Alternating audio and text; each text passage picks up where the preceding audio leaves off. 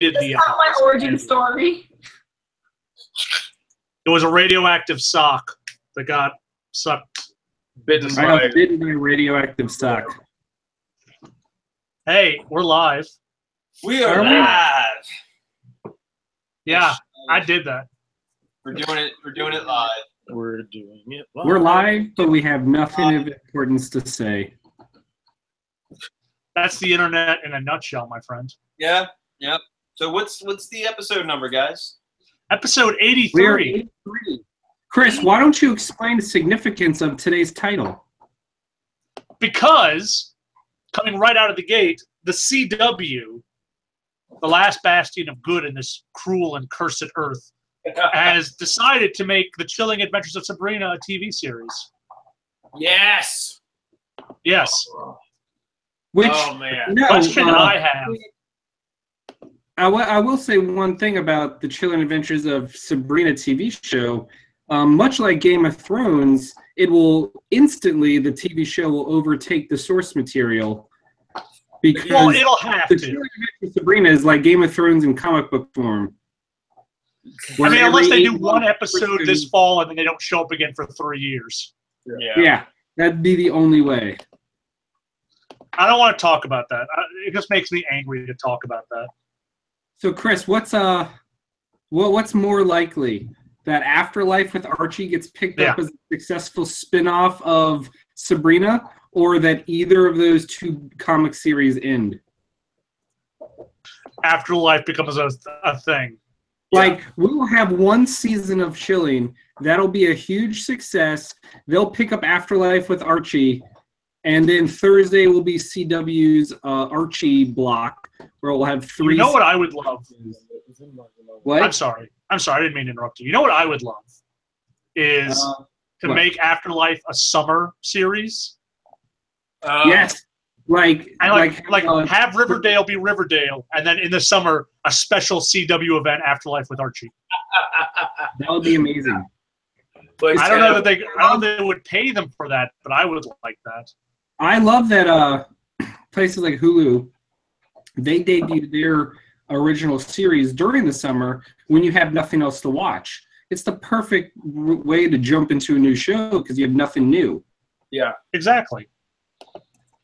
Rocky, what do you think about the Chilling Adventures of Sabrina? Do you even know what that is? I have no idea. It's a Sabrina where they are actual, honest-to-God, Satan-worshipping witches. And It's like it's a dark, like R-rated occult book. Just taken in the happy-go-lucky world of Sabrina the Teenage Witch. Yeah. A lot of black masses. Do you think she's still going to spin out of Riverdale, or do you think they're just going to have a completely different Sabrina? Well, they actually said she's spinning out of Riverdale. That's awesome, because I think like the black magic Sabrina fits in with the noir Archie on Riverdale. Is that the synergy of CW? I mean, they're all Yep. You're either in Archie or DC at this point. Yeah. Or you're Supernatural, which is the American Doctor Who, and it's never going to end. I can't wait for the next generation of Winchesters to show up. Yeah. Well, there's the missing brother. Actually, look, speaking of just the fact that Archie spins off into everything, have you seen the upcoming crossover with DC Comics? Betty and Veronica and Poison Ivy and Harley? Yep. Yeah. It's ridiculous. I want to say we talked about that a couple of weeks ago. Maybe. A couple of months ago? All I know is that the new issues of comics actually have the picture. Actually, I'm gonna go grab it real quick. Talk to Saki. Okay, bye. Bye. Hey, Saki. Do you like Archie? I do. I need to catch up on Riverdale. Me too. I'm way behind. Like episode 3 behind. I should finish Riverdale. I think I watched episode 2. Yeah. Yeah, You're one episode ahead of me. Yes. No, we saw Ginger sister twin confess. All right. Where is it? Good old sister twin. My favorite hair metal band. Shut up, Saki. There it is. Saki, no one loves you. Go away. That's a lie. So there we go. I've seen the fan art. People love Saki. That's Yeah, I saw that. it's going to be interesting, especially when you factor in it's I mean that cover's an Amanda Connor cover, but she's not the actual artist on the book. Well, that's probably for the best. You're probably for the best. All right, calm down. Thank you. By the way, Chad says I love you, Saki. Did you guys happen to see the Punisher trailer today? I have not. Oh, is there a full trailer? Is There's there? a full trailer online. A brand new trailer. It looks legit. It looks dope. Saki, why do you love Punisher? He's the worst client ever. Is it because he takes the law in his own hands? Now, Chris, it's interesting that you're excited for Punisher because you actually have not seen Daredevil Season 2, in which he was actually introduced. That's true. I haven't. You should. Yeah, it was great. It's probably the best thing they've done. Yeah, His but intro to Daredevil 2 is legit. as I said earlier, when someone asked if I had seen Daredevil Season 2 after I complimented the trailer, it doesn't matter. That trailer's still dope. And also, it's the Punisher. I don't need like a tome for his backstory. What's with our slow Yes, slide? you do. Chris, how are you not going to understand the rich tapestry that Marvel and Netflix have woven if you don't start at the beginning? Somehow I will cope. Well, all right, let's both be real here. You're not going to watch it when it comes out anyway.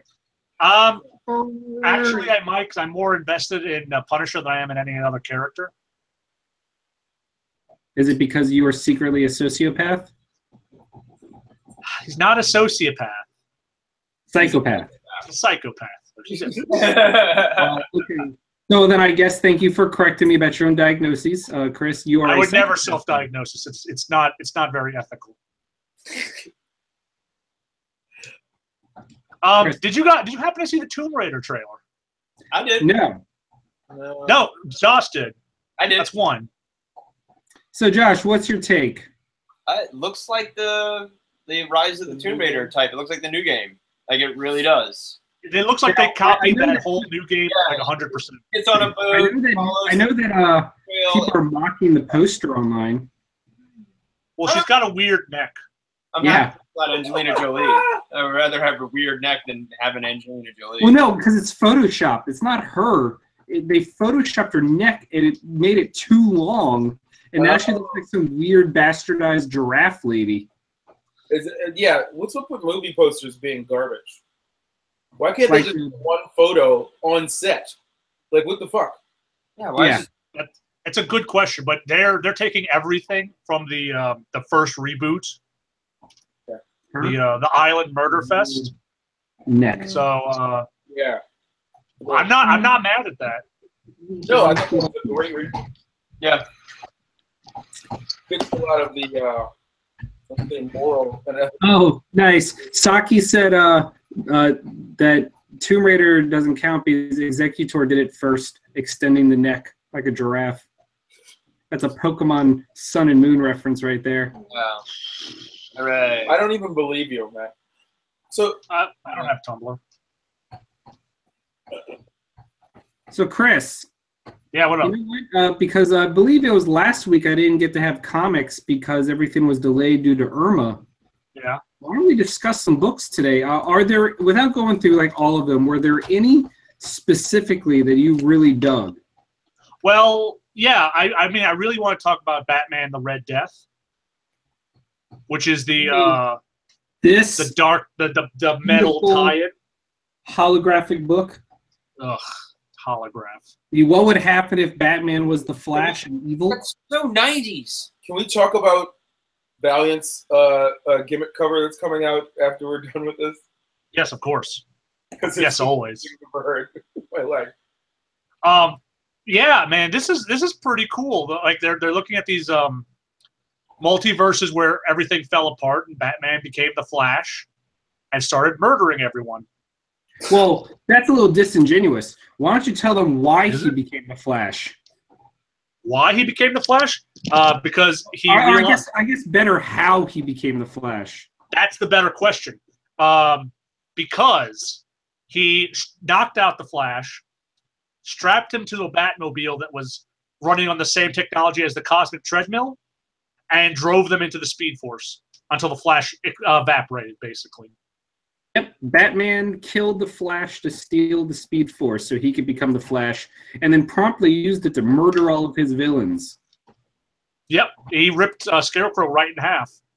Why is he doing that, though, in that universe? Because, okay, so this is the dark multiverse, and Oh, their that's world all was, evil. they're basically going through a dark multiversal crisis, and their worlds are being destroyed, and Batman thought that if he had the Speed Force, he could save everyone. Also, I will say this. I love this one panel where it turns out Batman killed all of the Rogues Gallery and stole their weapons so he could hunt down the Flash. I like that a lot. That So was you very have- neat at the beginning. Yeah, Batman wearing Captain Cold's glasses and everything. It's good stuff. Yeah. Is it? Yeah, I don't know. Yeah, I think it is. And you know what? I love alternate versions of Batman. So as we go deeper into the metal thing, like the Batman Who Laughs, I'm very curious about. Yes, the Batman Joker. Is that going to be that white toy that I saw that creeps me the fuck out? 'Cause I hope What do you it is. There's an alternate toy or something that came out, and he's a Batman, and his outfit is white, and he's got like this smile. It's a Joker smile, but it looks more like the clown from fucking American Horror Story. To my mind, he looks more like the voice of Sauron from Return of the King. Ugh. Yeah. Because he's got like no eyes, but those big, gross teeth. Yeah. I think he looks dope, and I've got to find out like more about him. So do you I think- will say, Chris, you know what comes out in 2 weeks? What? Batman White Knight. Oh yeah, the story of the Joker from Batman '89. Yes. Yes. Oh, like the Cesar Romero Joker origin or something? The Jack Nicholson. Jack Nicholson. Okay. Matt, did you hear about a Watchmen HBO series, by the way? I did. I heard they started it. They have started production on it. No squid, no deal. I only want to say this in defense of the Zack Snyder movie. 1/3 of that movie is the perfect Watchmen adaptation. And most of that 1/3 was on the cutting room floor from the Ultimate Cut. And he Yeah. left with a lot of superfluous bullshit. Yeah. I'm starting to think, though, that Zack Snyder is actually somebody who, whenever the studio gives him a note, he just does it. And that's why he keeps getting hired. Is all the really crazy, stupid shit. I started looking back at it, and I'm like, they probably wouldn't let him cast Carla Guglioni or whatever as Silk Spectre 2. So he had to squeeze her into Silk Spectre 1 and go get a 20-year-old. You know what I mean? Like, Warner Brothers has had a problem from the top for a while now. And I'm starting to think he just does whatever they tell him to do, so he gets to make the movie. That makes sense. That's fair. Because they forced him to shoehorn in all the Justice League stuff, and then then they're like, cut it down for time, but don't cut any of the Justice League stuff. It's like, but that's the most unnecessary part of the movie. Yeah. Yeah. But there's other problems, like he doesn't quite get, actual morality. No. But I'm kind of excited. If they pull this off, it'll be very special. Who's doing? Well, David certain Lindelof. Things like that are always better as a. That sounds. If you haven't been paying attention, that sounds like bad news, right? If the last thing you heard was Prometheus and Lost, but if you watched any of The Leftovers, this is that he's actually the right person for this job, and I'm hoping it gets dragged back down to the realism that it's supposed to be. Yeah. No, yeah, I'm very excited. They only showed like the first photo they showed was Night Owl 1's trophy. That was the only thing they showed. Do we have Hey guys, I think Saki has something to say. Do you? Dr. Manhattan would look better in blue and red. Oh my god! Like a sock? Anyway, did you have I another hate thing? everything about this. Go ahead, Saki. Just for costume I purposes. hate everything about this. No, you don't. Everything. Matt, did you get Wonder Woman and Conan? No. Why would I? Gail Simone wrote it? No, look, I don't. I by default, I never buy those stupid, pointless, like, look at these dumb properties. The only one I've ever bought is the Batman Elmer Fudd one. Yeah. And It's only pretty great. I liked it a lot.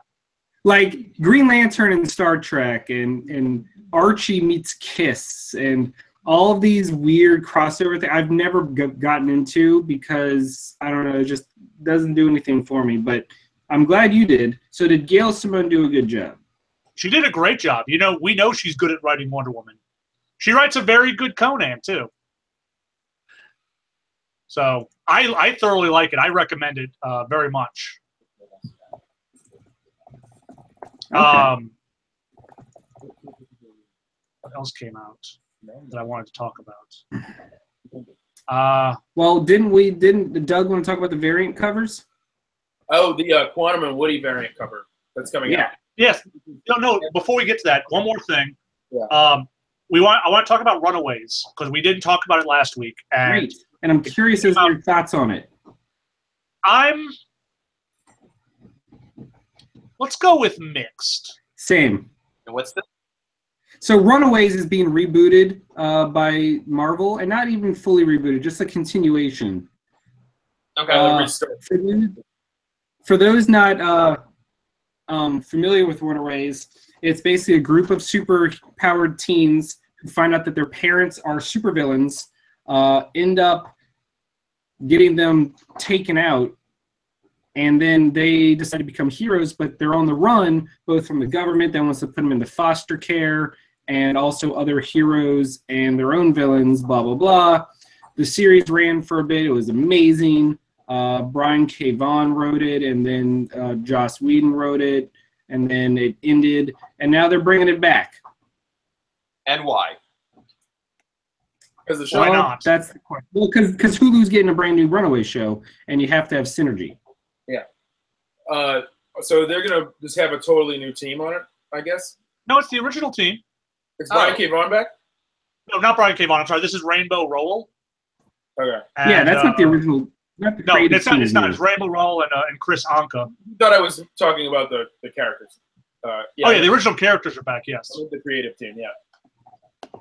That's actually my favorite part about this is the sequence with Minoru, and actually the saddest part where she's looking at the picture of A team, the all women Avengers team. Yes. And it's like that didn't last. Yeah. What a nice throwback to the fact that book was canceled on the quick. Yeah, it's a shame because that book was a lot of fun, but romp womp. I don't know. First reaction, mixed, leaning to negative. Huh. And let me ask, it's not because it's poorly written or anything, but it's because it undoes one of the biggest moments of the previous series for you, right? Pretty much, yeah. Yeah, I found it a little distasteful. But here's the thing. I don't want to go off half-cocked like I did with Avengers Arena. Let me ask you, do they unkill someone? They might have. We have to see the next issue. But last time I went off half-cocked like this, it was Avengers Arena, and I regretted it when I finally got around to it. So I don't want to go too far. But as of this moment, I don't love it. Runaways is a prime example of why I usually gravitate toward things like Teen Titans and New Mutants and stuff. Is because these characters and Generation X, the characters are expendable in a natural way. Like it's not like they're killing them like Game of Thrones, like just to kill them. It's just that they aren't safe. This isn't Captain America. This isn't the Punisher where they're a big name. Now they're going to be. That's another thing that's going to bother me about a new series is you can't do that as much because they're going to become iconography, But like, I always like those books, like Teen Titans, one of my first experiences of having a main character just killed on the first splash page, And so I've always liked those books, and they are also weaker, and they're getting these little side things and stuff. So like, I like the book, but I don't know if I would be on board with somebody else writing it. I feel like they're going to be invincible, and they're going to bring people back to the dead. They're going to do normal comic book shit with it now. Because you Well, mentioned let's see what the second issue has to offer. you mentioned synergy, but that's also what happens for synergy. Because if Tony Stark isn't Iron Man, he's gonna be Iron Man by the time Iron Man 3 rolls around. You know what I mean? Like that's the type of shit that happens over and over again. Is they can't just have they have to have the guy be the same guy. You know. Hey Matt, What? can I interest you in some sales? Sure. Can you? Sails away.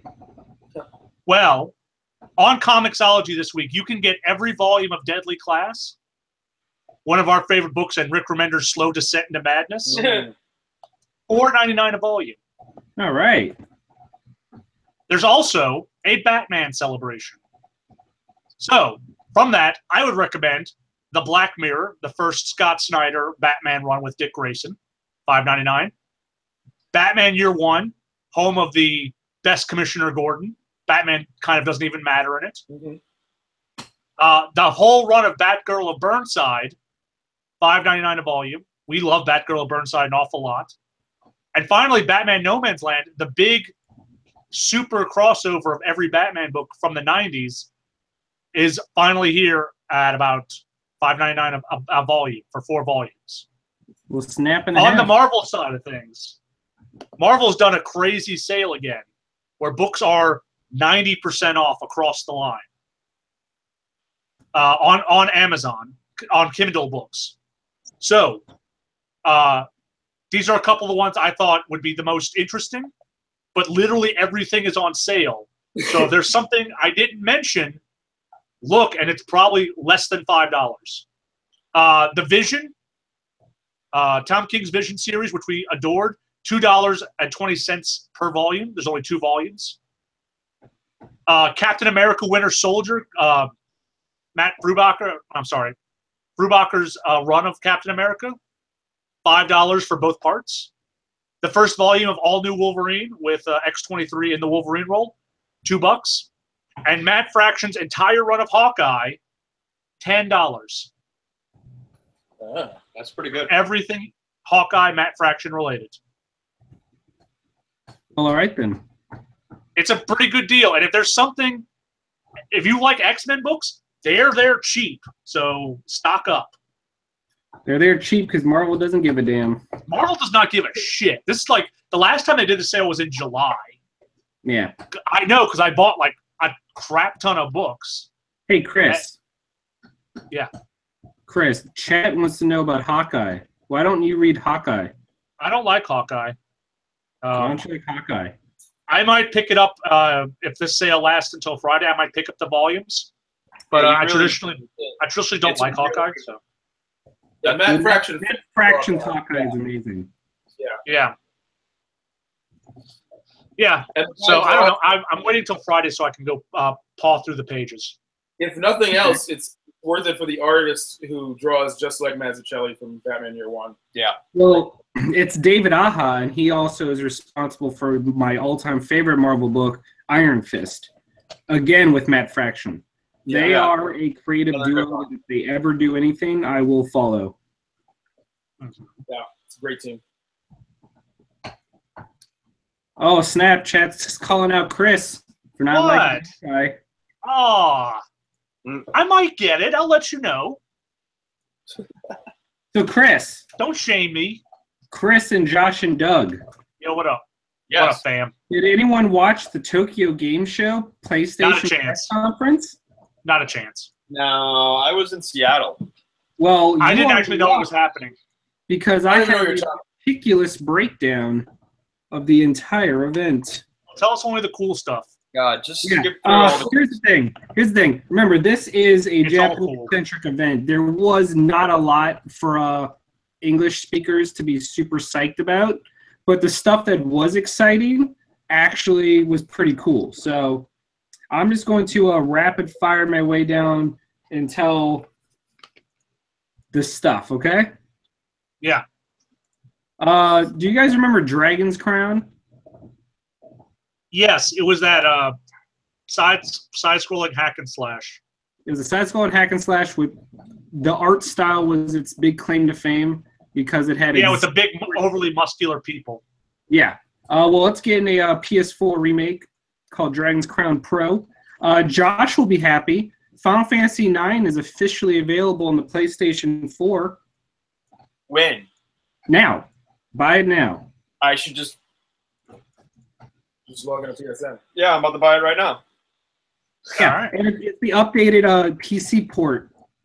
Oh, so it's sharp and pretty and It's sharp, it's prettier, it's got the fast forward function. So you can speed up battles, all that fun stuff. So that was one of their surprise announcements. They're like, Final Fantasy IX, out now, bitches. Hey, Chris, can I interest you in a brand new Gundam game that plays like Battlefield, but with Gundams? it's like super. Yes. Yes, you can. Well, it's called Gundam Battle Operations. Aha. Yeah, that's the one I've been posting. Yeah, Right. poor. Keep talking. The problem is a lot of the games announced, people are upset because there's no Switch version. I'm like, guys, it's the PlayStation conference. They're not going to come out and be like, an also in the Switch. That's pretty Hey, neat. Chris, did you think in 2017, a full year after the PlayStation VR was announced, do you think that we will get more, equal, or less support from PlayStation? Based on, say, how they supported the Move and 3D. Well, when you put it like that, I'm going to say less. Well, shock upon shocks, they are not treating the VR like the PlayStation Vita. It has gotten a ton of support between the entire section of the E3 conference and now PlayStation Tokyo Game Show. Chris, check out some of these games coming with VR games, okay? Okay. And then I'm going to end on the big one. All right. So, Ark Survival Evolved, that dinosaur game, Yeah. get into PlayStation VR mode. Uh-huh. Do you remember, Chris, the original Xbox, this is a deep cut, okay, had an action game called Gungrave, I remember Gungrave. where he fought with a coffin gun. Yeah. I remember that, yes. Gungrave is coming back to the PS4 in a VR mode. Ooh, it's back in POG form. So none of that matters, though, because then they announced one VR game that even Garrett, our friend Garrett, messaged me the next day and be like, I have a PlayStation VR now for this. Okay. Zone of the Enders is being remastered for the PS4, both 1 and 2, in a combination that will include full VR support. That's very exciting. That's a big get. It is a big game. It's going to be called Zone of the Ender Anubis Moon. Ooh, Of course it is. I'm very excited. Chris, can I interest you in a Fist of the North Star game? Hell yeah. Fuck yeah. You're getting one. Good. is it going to be like a fighting game, or is it just going to be It's like going to be a brawler. Okay, cool. Nice. Do you knock over buildings while you're... Who knows? All right, and then there's only 3 other announcements worthwhile to us and our interests. And one is, so who here liked Persona? Oh, I did. I did. I didn't get to play. Who here enjoys, like, let's say, Gundam? Oh, I do. I'm okay with How would you feel about an RPG made by Atlas and the people behind Dragon's Crown, Odin's Sphere, and games like that, Vanillaware? Gundam RPG. It is a school of mech pilots, and it's called 13 Sentinels, and it follows 13 students, and is an RPG made by Atlas and Vanillaware, and it is coming exclusively to the PS4. I'm going to throw this computer across. No, you're not. It's mine. Yeah. Yeah, okay, I'll take that. That sounds awesome. I'll take one of those. 13 Sentinels. So it was actually teased last year, like we got a teaser trailer and then a full year of nothing. And then this year we got a gameplay trailer, and boy, is it looking pretty. The art style is phenomenal, and man, I'm just telling you, it's going to be good stuff. It's right up there with Octopath Traveler for quality for me. Is that coming? That's definitely coming to America? Yes. Okay. Now, the final big game before the finale, and this was the big surprise. Like this, You know what? I'll save that for last. They ended the show with Monster Hunter World because it's Japan, and that's the biggest thing you can get in Japan. They came out and they hit hard. Like, it's going to have a exclusive PlayStation 4 Pro limited edition and a controller and a collector's edition, and they showed a new trailer. And I got to tell you, it actually looks really friggin' fun. I've never really gotten into Monster Hunter, but this one might do it. But then big news was that the surprise for the release date. Guess when that game comes out? Wait, it comes out soon, like on Tuesday, right? Monster Hunter World? No. Oh, no, I have no idea. January. But the big surprise is that it's going to have a simultaneous global launch. So it's also coming to America in January. To the Americas. To the Americas and the Japans. But then, okay, so none of that matters. Let's be real. What happened right before that was a surprise announcement for a brand new Square Enix game. They're teaming up with the artist from Metal Gear that does all those really amazing, like, sketchy art stuff for all the covers. Mm-hmm. Shinikawa, the one that also did the Shin Godzilla. Yeah. Art. Square Enix and them, and oh man, who is the creator of the Front Mission series? Wait, what? The Front Mission RPG series. I got that. So it is a survival action RPG called Back Alive, and it's a spiritual successor to the Front Mission series. And the art's done by Shinkawa, the Metal Gear guy. The mech designs are being designed by Mobile Suit Gundam's creator. And the game is being made by Square Enix exclusively on the PS4 and PC. Oh. Wow. I don't hate anything you just said. Wow. I know. That was the big surprise. No one saw that coming. And then we're like, oh shit, a new Front Mission basically? Is this I'm hoping this is like a new renaissance for Square Enix. It already has been. Kind of like how Xenogears came out, and everything after Xenogears was just unreal for Square in like '98, all the way up to like 2000. So hopefully this is that little sweet spot Square Enix is going to pull off. Plus, we're getting the Secret of Mana re-release, so hopefully Chris gets it so we can all do 3-player. Yeah, Chris. All right. But yeah, that's in the video game world, that's pretty much it this week. So there's that. Okay. Womp womp. Tokyo Game Show's going on strong. There is one more news for video games. Guys, did you know that Sakaguchi, father of the PlayStation, has a brand new game coming out tomorrow? No. Yeah. No. Well, guess what? He does. What's it called? Why, it's called Terra Battle, and you can have it on your mobile phone right now. What kind of game is it? It is an RPG. Is it free? It is free. Is there a cat? It's a full-fledged tactical RPG on your phone, and one chapter of the story will be released a week for free. Dun dun dun. To quote the man himself, he wants to make a game on your phone that's as good as a game on your console. So, What it's called? Just saying, it's good on Android and iPhone. And I'm not saying it's because I worked on this game at all. That would be disingenuous. Is it from Mistwalker? It is from Mistwalker. Is it Terra Battle or Terra Battle 2? Terra Battle 2. Oh, what's Terra Battle 1? Well, that was his first game. So we should just ignore Terra Battle 1. Well, he's treating it like Final Fantasy. Each one's separate. You don't need to play any. One doesn't relate to the other. Okay. All right, cool story. It is a grid-based tactical combat system, much like a strategy RPG.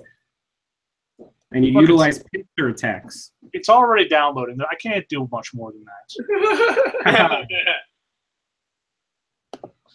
Can we talk about games for a little bit? Now that my shilling is done, we can talk about games. Who here is also playing Metroid? Oh, how is that? Dude, it is absolutely phenomenal. Oh, Chris is playing it. Sweet. Yeah. I feel so happy playing this. But if I had one, I'll be playing. How many Metroids are left? Way too much, so we'll just go with that. Chris, how many Metroids do you have left? Like 30 something. Okay, so you just started. I got like 6 down. So okay, so far I've gotten the wave beam, I've gotten the ice beam, and I've gotten the grappling hook. Okay, so Matt, is it a complete remake or is it? It is a complete remake. They have changed it up from the ground up. Oh, cool! And it feels good. Of course it does. Like we haven't had a proper Metroid in so long, and it just feels nice. You know? On the DS. I hate that it's on the DS and not the Switch. Let's be real. This game would be beautiful on the Switch, but I gotta tell you, the things that changed, like the counter system, is beautiful when you pull it off, and then you get that critical hit enemies, and the way they've changed up the Metroid designs. And here's the fun fact: who here played Metroid Fusion? No, I did.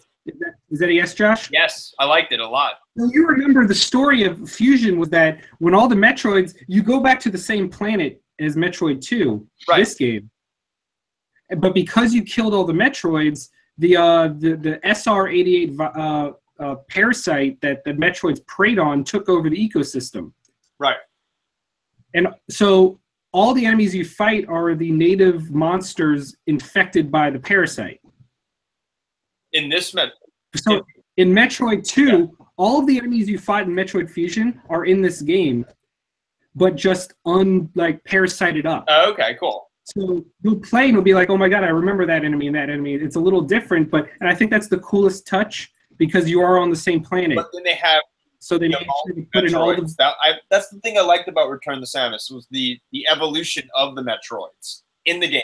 That is here too. It starts with a standard Metroid and then goes to the alpha, the beta, and they get progressively stronger and trickier. Yeah, and that was really cool. I'm thoroughly enjoying my time in it. I like the exploration. I like the little Aeon wall buster thing that shows you what can and can't be broken. Yes, that's one of the coolest things. They have a scanner in the game now that uses energy, where you can actually see what secrets in the area. So if you're someone like Chris and you're not used to the Metroid life, you don't have to be lost. That Metroid it's helped a lot. Pretty tough. But no, I like it a lot. I'll do it on camera. Tell me when you can see it. All right, you ready? Yeah. And there's the scan, and then it scans an area around you. Yeah. Cool. So booyah. Booyaka. Yes, I hope they remaster some more Metroids for the 3DS. I'm sure they will. Switch, whatever. I have faith. Now it would be really cool to see like a Super Metroid re-release on this Switch. I would love a straight up remake of that. Like, I don't need them to change anything, but just an updated. Because sometimes really good games, you just want it to be updated. You don't want them to change. Like, I don't need a Final Fantasy VII remake scenario where they rebuild everything from the ground up and they change it from a turn-based to a Final Fantasy 15 actions combat. I don't need that. Just give me a high-res, high-def remake of Super Metroid. Like, that's it. Yeah. Pretty the art up and just keep everything the same. I don't know. I'm just saying. Yeah. We're getting it with Secret of Mana. Yeah. So. And that looks great. I would like to actually see Vagrant's story like that, but that's me. Man, you know what else would really benefit from this, what they do with these upgraded ports is Chrono Cross. Oh, yeah. Chrono Cross. Because that game was so heavily pixelated that having that be, like, tightened up and more focused would be really good. Because, like, even around that time, like, Final Fantasy VIII looks really good going back, and Final Fantasy IX looks really good going back playing it, but Chrono Cross didn't age well at all. But the story of that game is just great. It's overlooked because everyone's like, it's not Chrono Trigger, but you know, it was playing around with parallel universes and how you can affect both of the universes by doing little things. That was really cool, and the cast of characters were interesting. And I don't know, it just felt like it was more of like a fleshed out game than the first Chrono Trigger was. Chrono Trigger is still one of those great games, but you know, you go back and you look at Chrono Cross and the battle. I really enjoyed the battle system, how you can affect the element of the game, The whole field. Yeah. So like if you keep on casting wind magic, then all of a sudden wind magic is doing like higher damage. Or if you keep on doing water magic does higher damage. But then, you know, you get the flip side, you know, you do earth magic and that hurts the water and so on. But I don't know, like people give that game shit, but it was awesome. I guess because they... Well, chat just brought up Parasite Eve as a game that should be remade, and I wholeheartedly agree. Yeah, that would be a really good remake. That's really digging into the last time I actually do like that combat system, how it just spreads out and it has like a grid and you can attack what's in that grid. Yeah. Touch that up a little bit and you're golden. You make that look great. I don't know. Xenogears would be really nice. Or actually giving the team to redo the ending of Xenogears. But I don't think that's going to happen since I don't think Square owns that anymore. They do not. Yeah, Namco owns that. So. Womp womp. Yeah, womp womp. So yeah, that's some pretty cool news. That Square game looks interesting. I'll tell you that. I'm excited to see how that's going. I recommend that when this is over, you look up the trailer for 13 Sentinels. Yeah, I already got it all on my phone, so I'm gonna look it up later. Okay, nice. Yeah. So last week, did we have a podcast last week, or it was Irma? We did. How was it? I mean, it was good. It was fairly short. Okay. So what else do we have on the docket? What do we have on the news? What do we have on the party scan? What's going on? Coffee just came. I'm so confused. What do you even mean? What party scan? There's no party scan. Oh, man, Shining Force 2. I would kill for a remake of Shining Force 2. That would be nice. Shining Force 1 got the Game Boy Advance remake, and then they never made one for 2. Oh. The sequels always get, like... Yeah. But last week, I mean, it was a lot of Saki-ness. Saki made the greatest pun ever known to man. What was that? I don't remember if you were there for that when we were talking about Pokemon. I was here. Josh was not. We were talking about Pokemon, and I asked, and just how Ultramoon, because it was a Nintendo Direct. I was like, in Ultramoon and Ultra Sun, I don't think they're going to do very well. And I was like, Saki, what do you think? And Saki popped up and was like, I think they'll be eclipsed by other games. And I was so proud in that moment. You have no idea. I died a little of joy. It was wonderful. You're not supposed to die of joy. You don't know that. You know, I don't know. I don't know. Just saying. Well, all right. Yeah. I hope you can hear this. Doing it Saki is passed out next to me right now. Is there anything else? Anything else that you played this week, Matt, besides Metroid? No, this week has been. I beat Uncharted Lost Legacy. How was that? Oh my God, so good. I put it firmly behind 2, and I'm waffling on where to put it at around 4. Right now, I think for me it goes 2, 4 Lost Legacy, 3, 1 Golden Abyss. But 4 and Lost Legacy are so tight. Cool. And I never thought I'd say that about one that doesn't involve Nathan Drake. Is it like an expansion out of 4? So it started as just a DLC story made, but then they expanded it, and now it's a full-fledged, like 8-hour-long, full Uncharted game, starring Chloe and Nadine. Okay. It's amazing. Like you're going after the tusk of Ganesh, an ancient Hoysala relic, and so you end up in India.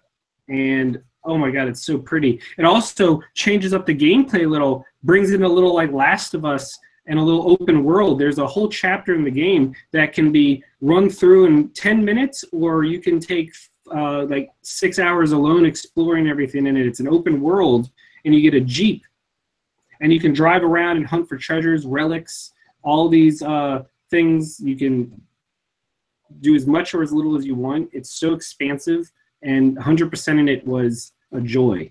Cool. It was awesome. Did you play DBZ Fighters, the beta? I did. And I sucked. Let's hear it. I Well, sucked sure. hard. Well, because the problem is you don't Is your controller get a broken? tutorial. It's not the full game. The only thing you can do is jump online and fight somebody. So what's the do we I have didn't know anybody's character movesets. I didn't know anything. So I went in and I button mashed like hell, and I won one of my 2 rounds. And of course I had to use people. Yamcha wasn't in the game yet because he has not officially been announced. But it was leaked in Japan. Yamcha and Tien are coming. do we have the full roster? We do not have the full roster. They are going to continue to announce people. Right now, we have Super Saiyan Blue Goku and Vegeta, regular Goku, regular Vegeta, Frieza, Cell, Fat Buu, and then Gohan, Trunks, Piccolo, Krillin, Android 18, and Android 20. And then they just leaked, not leaked, but Japan announced Yamcha and Tien's going to have Chaozu help him out. And I'm just very in love with Yamcha. His screen, he's going to have all of his moves.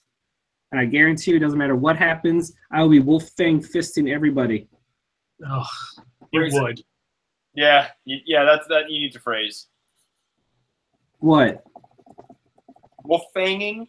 Wolfang fist. I want to Wolfang fist everybody. Yeah. No, you are I'm gonna not. fist them. I'm going to. Chris, No, you're not. you don't know my life. I know enough about knowing you're not going to Wolfang fist anyone. You know what? You guys laugh about Yamcha, but in Dragon Ball Super, Every day. Tien is the biggest jobber in the show. We're I'm laughing laughing about about you fisting everyone. yeah. Also, at least Tien got to show up to the big tournament. Was that German? Yeah, fat lot of good he did. I don't know. Did more than Yamcha. I feel Nah, like Yamcha is directly responsible for Roshi taking out 6 people.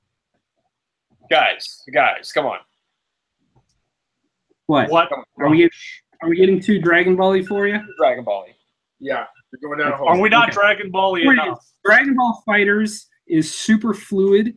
The online is incredible. Like there was no lag. It was amazing, and just graphically and presentation wise, even if I didn't know what I was doing, I looked good doing it because of the way they have it. Like there's a single button lets you dash home in on somebody, so you can close the gap and get combos in and stuff. And it's just, oh my god, it was just so good. Oh shit! Hey, right now I just got the tweet message. They're streaming the first footage of that Left Alive front mission Square Enix game. So, What? just saying.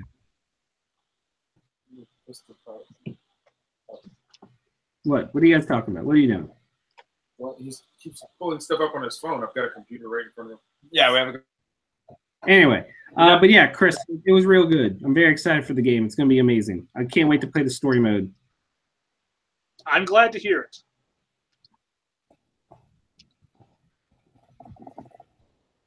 I'll just avoid telling Dragon Ball Super spoilers in chat because some people are watching the dub.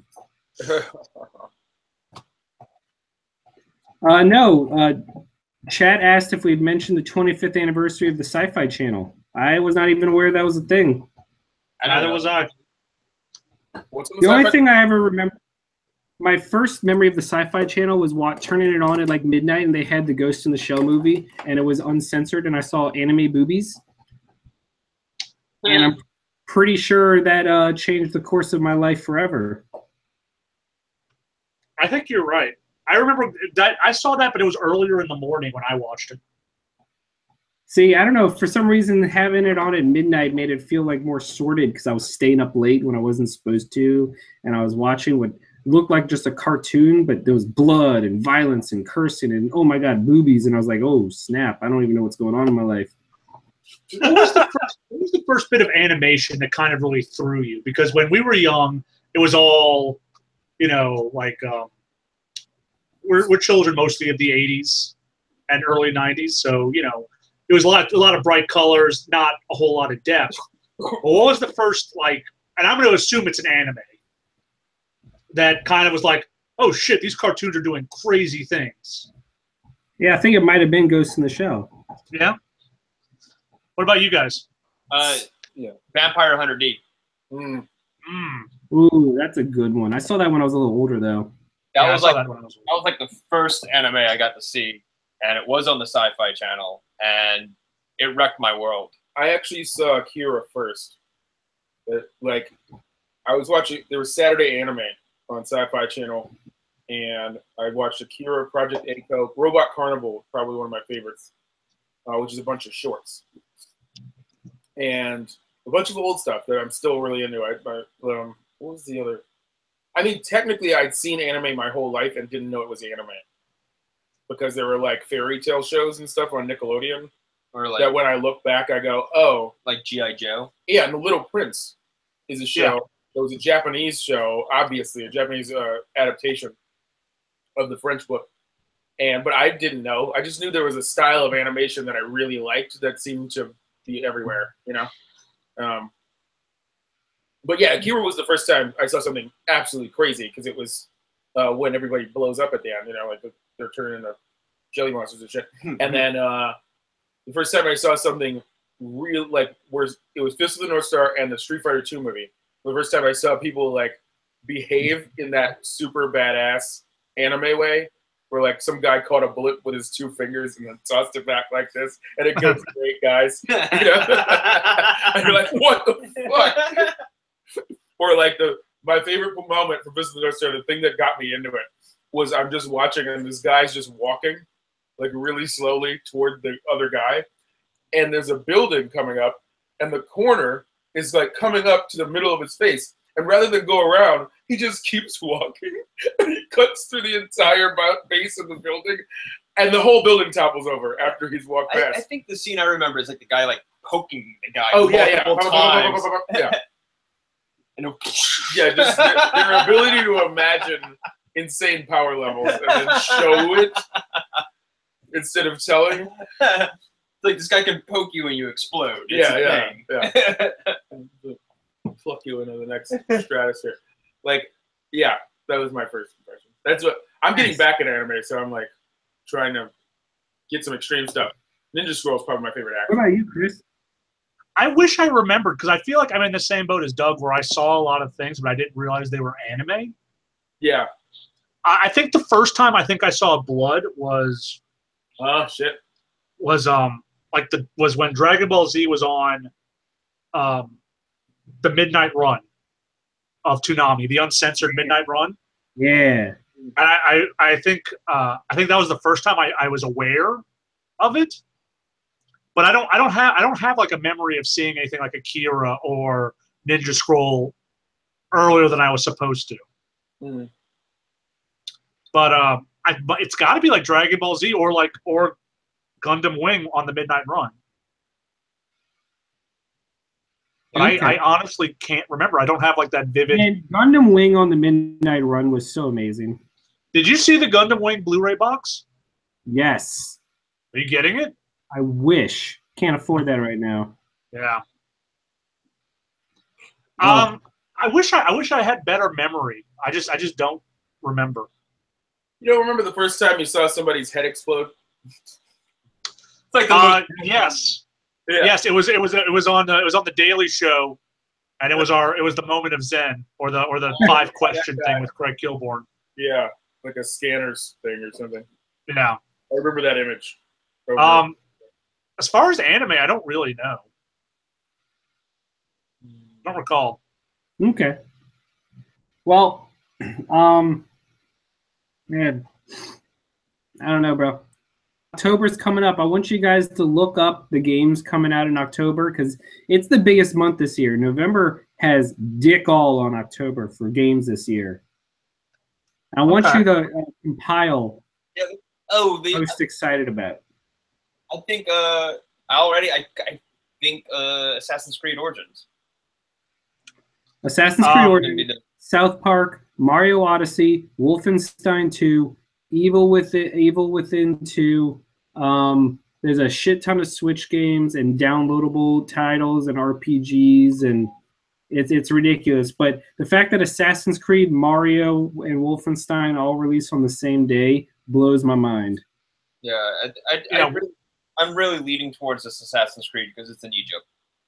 Dude, and Wolfenstein all day. I'm leaning towards it because everyone's talking about how Assassin's Creed Origins is basically The Witcher 3 meets Assassin's Creed. Yeah, I'm okay with that, and it's in Egypt during Roman time. Like all Yeah. of the Okay, so here we go. making me happy. Forza, A Hat in Time.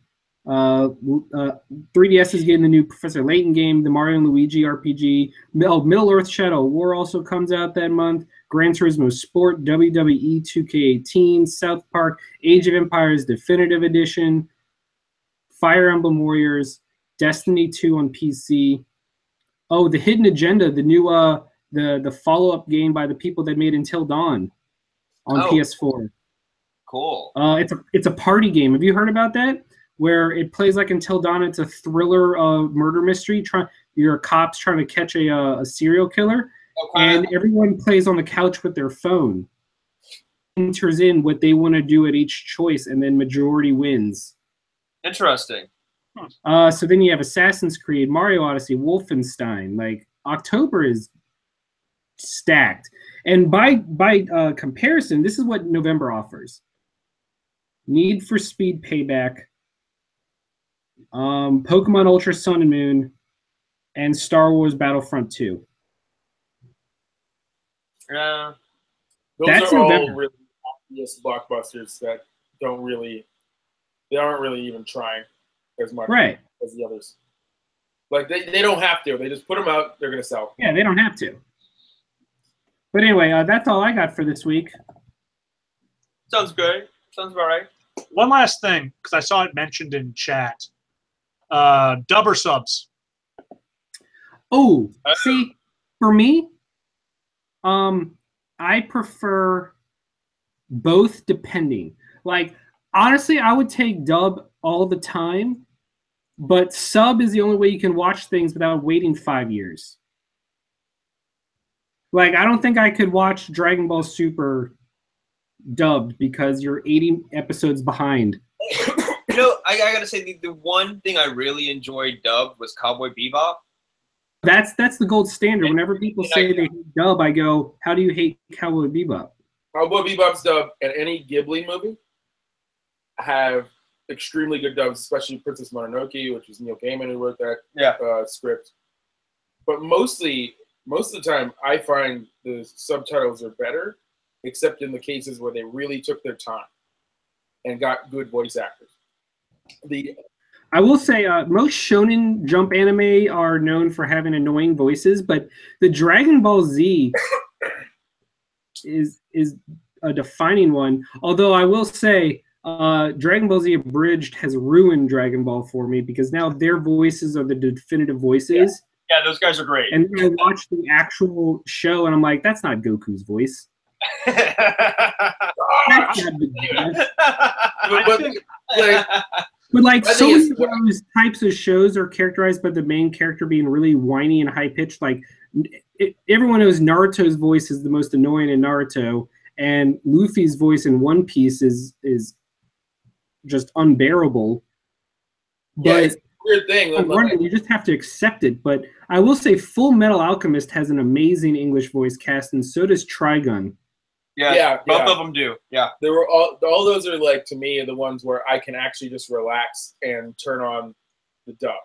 But for the most time, like when I get a new thing and I don't know, since the advent of Blu-ray, I've been able to put on the subs that are the translation and leave on the audio that's English, and I can compare them. That was really fun. Like some of the older ones, like Ninja Scroll, I would say watch the subs because the dub of the character out of what the people are saying, you know. But other ones like Ghibli, it's like a direct translation that actually isn't as good as the spirit translation that Neil did from one thing to the next. He's just better at writing than, what a literal translation is going to accomplish. So it really depends movie to movie. Gundam Wing had a really good dub as well. Yeah. See, that's where my line is for anime. Because Dragon Ball is kind of grandfathered in. I can't watch the subs. It's too ingrained to watch subbed. But if I'm watching an anime and it takes place in Japan, I'd prefer the sub. But if it takes place anywhere else, I prefer the dub. Like Full Metal Alchemist is in Europe. Yeah. I prefer that dubbed. But because it's like if I spoke anything other than English, right? Like I'd want to watch it in its actual tongue. right. Right. Whereas But I'm more inclined for dubs. Japanese in Germany. In the Okay. Choice, Yeah. Unless if they are, it's weird. yeah, maybe. Real accent. Word. Yeah. Yeah. I think that's all I've got for today. How about you guys? Samesies. All right, cool. We'll be back. We'll be back next week at the usual Putting out time. a fucking variant cover where it's all variants at once. You should look up a picture of it. Oh, damn it. We keep forgetting that. My bad. Way to go, Chris. What? You didn't I don't really forget it so much as cut me off every time I brought it up. It's Oh fine. no! You guys can go. Tell us about it. Yeah, tell us about it. Tell me the good news. The moment has passed. Way to No, go, Chris. It's over. it's your fault too. How? I tried to bring it up, and then you were like, wait, one more thing. No, you didn't. Done. Yes, I did. Done. Done. Nah. All right, you victim. All right. I'll see We'll be you. back. We'll be back next week at the usual time. We'll be talking about the Valiant variant covers. We'll never. Yeah, we won't. We won't. I'll talk about it next week. Then I don't care. Hopefully our next forecast Forecast will be Forecast. about what the fuck? What are we forecasting? You seen Jim Jeffries' show? No, I As haven't. Weatherman, we'll watch it. Yeah. I'll see you guys later. Later, guys. We're gonna watch some trailers real quick. All right, guys. All right. Peace. Oh, okay. Yeah. Have a good night, everyone. We'll be back next week at the usual time. Bye. Bye.